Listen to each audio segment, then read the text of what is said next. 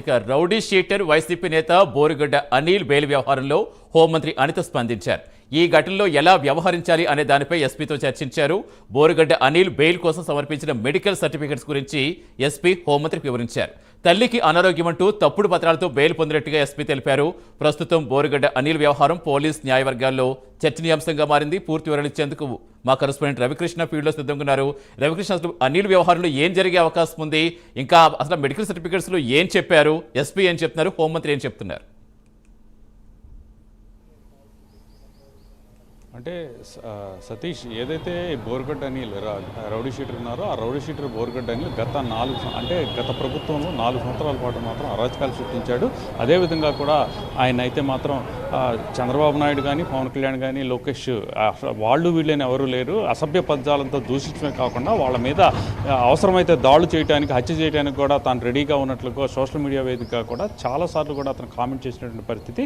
ఈ నేపథ్యంలోనే అక్టోబర్న అయితే మాత్రం ఏదైతే ఇక్కడ గుంటూరుకు సంబంధించినటువంటి చర్చికి సంబంధించిన ఆస్తి వ్యవహారంలో ఆ చర్చికి సంబంధించినటువంటి ట్రెజరర్ ఎవరైతే ఉన్నారో అతని మీద కత్తితో దాడి చేశాడు, బెదిరించిన పరిస్థితుల నేపథ్యంలో దానికి సంబంధించిన కేసు నమోదైంది. ఆ నమోదైనటువంటి నేపథ్యంలో ఆయన్ని అక్టోబర్లో అయితే మాత్రం అరెస్ట్ చేయడం జరిగింది. అరెస్ట్ చేసి గుంటూరు నుంచి వివిధ కేసులు, అంటే ఎప్పుడైతే ఆయన అరెస్ట్ చేశారో అరెస్ట్ చేసిన తర్వాత గతంలో అతను చేసినటువంటి వ్యాఖ్యలకు సంబంధించి ఈ పెద్ద ఎత్తున కూడా ఇక్కడ ఉన్నటువంటి నాయకులు కానీ, కార్యకర్తలు కానీ అతని మీద కేసులు నమోదు చేశారు. రాష్ట్ర వ్యాప్తంగా కూడా 14 కేసులు నమోదైనవి. ఈ నేపథ్యంలోనే అతన్ని పీటీ వారెంట్ మీద ఒక్క చోట నుంచి మరొక చోటకి ఈ కేసులకు సంబంధించిన వ్యవహారంలో పంపించినటువంటి పరిస్థితి. చివరికైతే మాత్రం రాజమండ్రికి సంబంధించినటువంటి జైల్లో మాత్రం అతను శిక్ష అనుభవిస్తున్నటువంటి, రిమాండ్ ఖైదీగా శిక్ష అనుభవిస్తున్నటువంటి పరిస్థితి నేపథ్యం. అయితే మన ఫిబ్రవరిలో మాత్రం 14వ తేదీన అయితే మాత్రం ఆయన అక్కడ ఏదైతే హైకోర్టు ఉందో హైకోర్టుకు వెళ్ళి తనకి మధ్యాంతర బెయిల్, ఇంటీరియడ్ బెయిల్ కోసం అని చెప్పి ఆయన అప్లై చేసుకున్నటువంటి పరిస్థితి. దానికి కారణంగా కూడా తన తల్లి అయినటువంటి పద్మావతికి ఆరోగ్యం సరిగ్గా లేదు కాబట్టి తనకు బెయిల్ కావాలని చెప్పి ఆయన అయితే ఇక అక్కడైతే మాత్రం హౌస్ మోషన్ పిటిషన్ మూవ్ చేసినటువంటి పరిస్థితి. దీనికి స్పందించినటువంటి అక్కడ ఉన్నటువంటి జడ్జి న్యాయమూర్తి అయినటువంటి శ్రీనివాసరెడ్డి, ఈయన ఎవరైతే బోరుగడ్డ అనిల్ ఉన్నారో బోరుగడ్డ అనిల్గా 15వ తేదీ నుంచి, అంటే ఫిబ్రవరి 15వ తేదీ నుంచి 28వ తేదీ వరకు కూడా బెయిల్ ఇవ్వటం అనేది జరిగింది. బెయిల్ ఇచ్చినటువంటి సందర్భంలో 28వ తేదీ, అంటే ఫిబ్రవరి 8వ తేదీ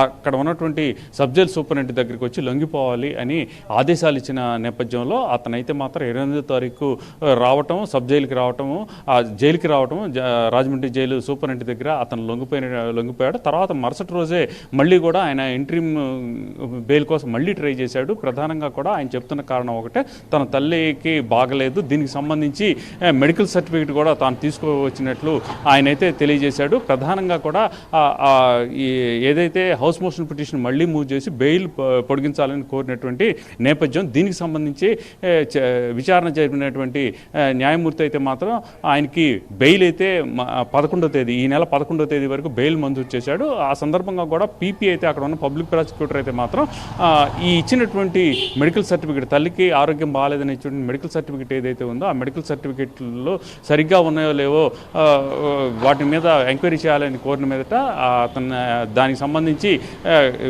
అక్కడ ఉన్న న్యాయమూర్తి అయితే మాత్రం వాటిని విచారించవలసిందిగా కోరినటువంటి నేపథ్యంలో ఆదేశాలు జారీ చేసినటువంటి నేపథ్యంలో నిన్నైతే మాత్రం విచారణకు ఇక్కడ ఏదైతే ఆయన చెప్పినటువంటి హాస్పిటల్ ఏదైతే ఉందో లలిత సూపర్ స్పెషాలిటీ హాస్పిటల్ అక్కడికి రావడం జరిగింది. ప్రధానంగా కూడా ఆయన చెప్పింది ఏంటంటే, లలిత హాస్పిటల్లో తన తల్లిని జాయిన్ చేశామని, ఆమెకి ఊపిరితిత్తులు అదేవిధంగా కూడా హృద్రోగ సమస్యతో బాధపడుతున్నటువంటి నేపథ్యంలో దానికి సంబంధించినటువంటి ఎవరైతే డాక్టర్ అయినటువంటి రాఘవ శర్మ అయితే మాత్రం అపోలోకి, మెడ్రాస్లో ఉన్న అపోలోకి తీసుకెళ్ళాలి అని చెప్పినట్లుగా కూడా ఆయన మెడికల్ సర్టిఫికెట్ ఇచ్చినటువంటి నేపథ్యం. దాని మొత్తాన్ని కూడా అక్కడ ఉన్నటువంటి పోలీసులు అయితే మాత్రం లోపల ఎంక్వైరీ చేసినటువంటి నేపథ్యంలో ఆ పేరుతో ఎవరు కూడా జాయిన్ కాలేదు, ఆయనైతే ఎవరికి రిఫర్ చేయలేదు, సర్టిఫికెట్ ఇవ్వలేదు అని చెప్పి తేల్చడంతో ఒక్కసారిగా కూడా నివిరిపోయినటువంటి పరిస్థితి. ప్రధానంగా కూడా ఫేక్ సర్టిఫికెట్తోనే బోరుగడ్డ అనిల్ అయితే మాత్రం రెండోసారి బెయిల్ పొందినట్టుగా కూడా తెలుస్తుంది. నిజంగా కనుక తల్లికి బాగలేదు అన్నటువంటి పరిస్థితి కనుక వచ్చినట్టయితే మాత్రం డైరెక్ట్గా కూడా